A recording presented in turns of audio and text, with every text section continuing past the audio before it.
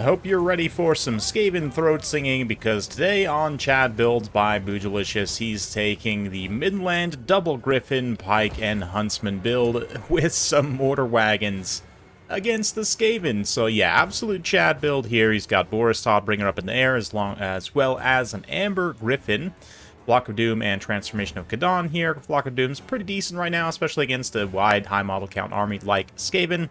Bunch of Spearmen with some Huntsmen as well, 4 Empire Knights scattered around, and Mortar Wagon, and that's pretty much it. I mean, it's a very straightforward build, very cool build, and the kind of 4 Empire Knights, Double Griffins, definitely a classic Empire fun time. Of course, Boris with his self-healing allows you to take the Amber Wizard, who is reasonably expensive up on the Griffin, but really not too much. Certainly you can get enough value out of him against a low leadership faction like the Skaven that it can be worth it often to have a second terror piece. Gracier of Ruin here for the Skaven leading the way. We've got some Skaven slaves up front and some clan rats with spears and shields behind. Poison Wind Globes. Got Nettie Bubo's Sharpshooters, a Dwarf Thing Menace, the Regiment of Renowned Doom Flares, cool pick there. Some more Jezzails, and plenty of Rat Ogres for mass. Let's get things rolling, as I like Boojilicious' positioning so far of the Mortar Wagons up on the far left, where he can kind of fire in from the flank here, reposition them at will as need be. Of course, he does have visuals on the regular Jezzails, not necessarily on Natty Bubos, but firing into the tightly packed Clan Rat Spears is going to do a good amount of damage. Value-wise, it's not that much, but over time will help thin out a lot of that infantry. And of course, the mobility of the mortars does give them, on the wagons, gives them a lot of flexibility. It's a unit that at times has been treated as a bit of a meme, but legit, I think, in certain matchups, especially when you're not going to be threatened by light cavalry, or, I mean, against Skaven, you might face some armor-piercing, long-range missiles, but right now, the Natty Bubos, regular Jezzails, teeing off mostly on the Huntsmen, just trying to burst them down, not really focusing too much on the War Wagons, not to mention, I mean, you've got multiple other high-value targets here, between Empire Knights, Boris, the Amber Wizard, to kind of potentially have the Skaven player spread their fire out a little bit, not be focusing, you know, the mortar wagons themselves. So relatively safe in this matchup. You know, not a lot of light cavalry to pressure them, or just in general, it's pretty solid. But anyway, Empire Knight's going to come in here, kind of rear charge, and get at the Jezzails. Finding a gap, they're immediately going to get collapsed by some Rat Ogres, and a nice Howling Warp Gale as well to lock in the Amber Wizard. Jezzails are going to turn to focus on him. Again, though, not focusing Boris or the War Wagons. We do see a Feral Manticore get pulled up on the summon as well, so we'll be able to get a quick double terror route here. Or no, actually, it looks like the Amber Wizard peels. Doesn't want to get surrounded by Rat Ogres, which is definitely smart. Meanwhile, the Rat Ogres kind of blobbing in the front line a little bit as they've collapsed those Empire Knights, opening themselves up to some Huntsman fire.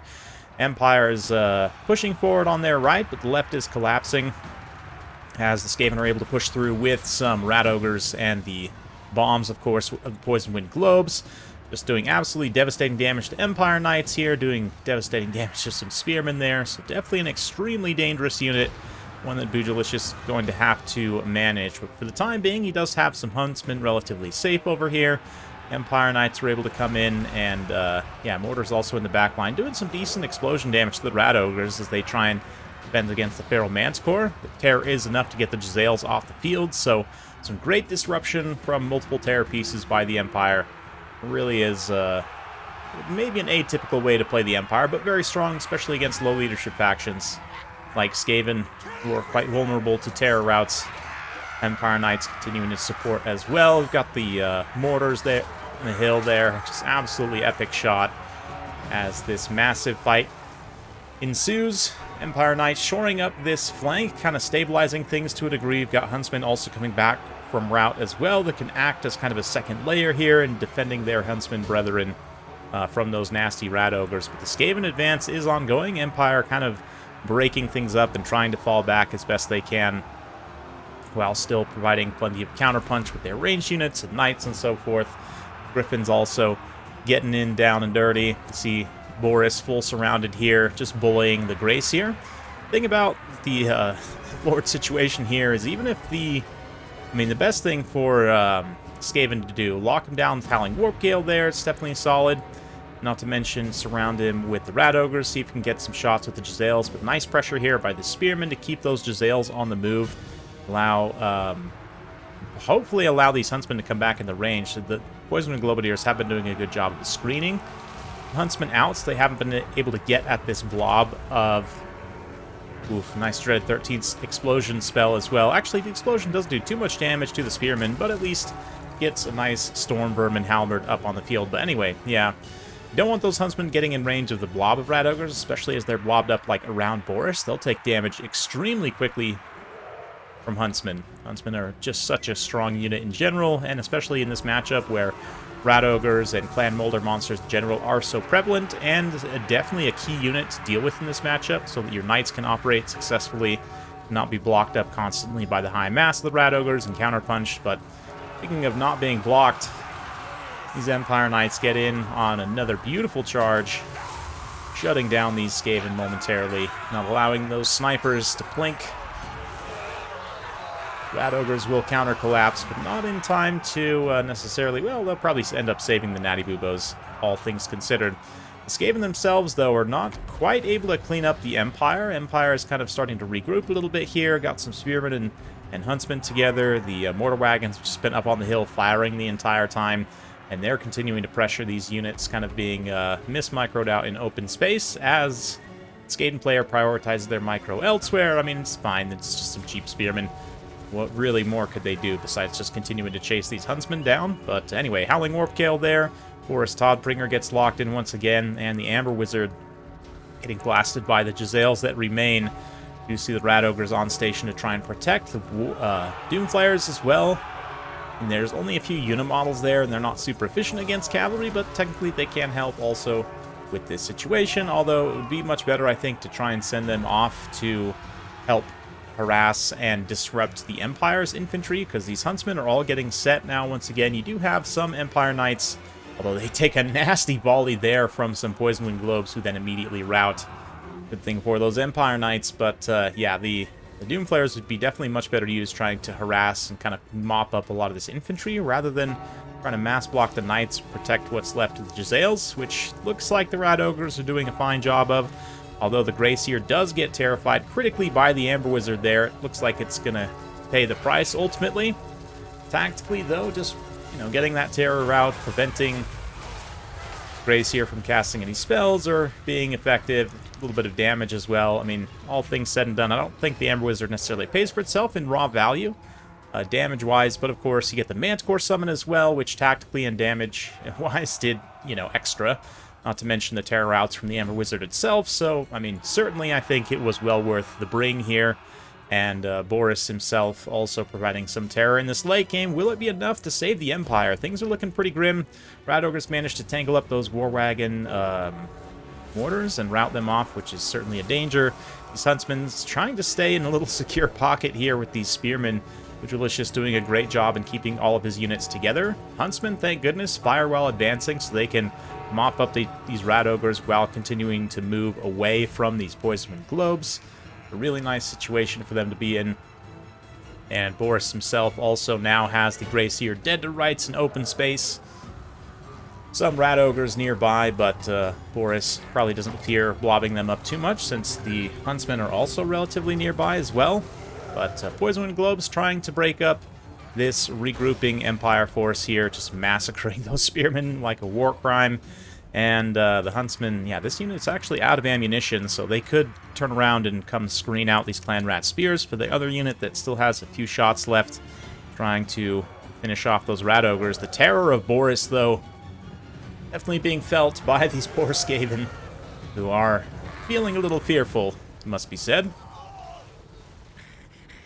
Perhaps more than a little, but Rat Ogres living up to their name and reputation as such, having a hard time keeping their leadership together. Critically, though, the Chad War Wagon Mortars do come back from rout.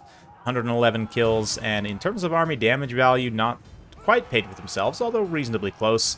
Still, though, tactically, that attacked by artillery leadership debuff, which is quite significant if we take a look here. Yeah, attacked by artillery is a -8. Critically, it's different to getting shot by small arms fire, which doesn't look like... Yeah, maybe the Huntsmen have like a volley or two left. to stack on some extra leadership effects. You stack that in here with Blood Roar and the basic Fear plus Terror, giving a threshold for terror routing. And it's, yeah, all these different leadership effects definitely in the late game against a faction like Skaven, who, now lacking their Lord, will be quite subject to such penalties and vulnerable to them.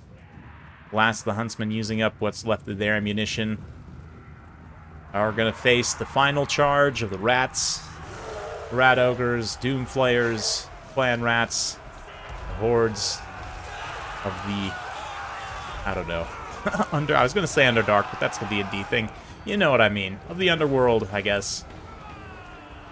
Coming to mete out vengeance against these poor huntsmen, but Boris, the Chad of Chads of the Empire, absolutely here to slay. And he manages to fell that Rat Ogre. You have some Spearmen coming in here to help out as well, and of course that, just briefly, the mortar wagons get some more shots off, although it looks like the Poison Globadier is going on a secret mission to try and take them out. Mortar wagons definitely feeling the pain. Should be able to get away, though. I mean, they are pretty tired. I guess they're actually not tired at all. Still fresh. But will the micro slip as Spoogilicious is busy giving Boris orders to charge into various things here. Keep these routes going as much as possible and not let, especially like the Rat Ogres, come back. Because certainly Boris fears no, clan rats or anything like that. Biggest thing is to get rid of these few remaining high-value kind of DPS units like the Rat Ogres and those Natty Boobos. Poison Wind Globes are enough to rout off the Mortar Wagons, but we've got some Huntsmen coming back from route here, and of course those State Troop Spearmen, plus the Mortar Wagons. Won't be too long before they themselves come back from route and start to perhaps return fire on those Poison Wind Globes. Huntsmen also, being left on fire, will actually use the last of their ammunition to shatter Poison Wind Globes. So now those Mortar Wagons can fire free without any restraint or danger. And we'll get in cinematic cam for Boris as he mops up these final units here.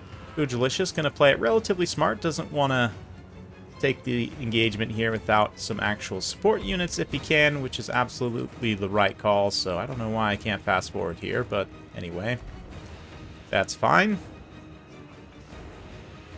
We'll just keep it in real-time speed for the time being as Boris comes in here. The mass of the Rat Ogres certainly is something to consider.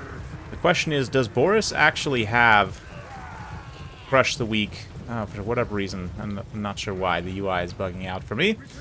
But yes, does look like he has White Cloak of Ulrich plus Crush the Weak, so we are going to see that reflected on these low leadership units here, stats being significantly nerfed. So, I mean, Clan Rats with only 5 melee attack, their stats are already not great to begin with.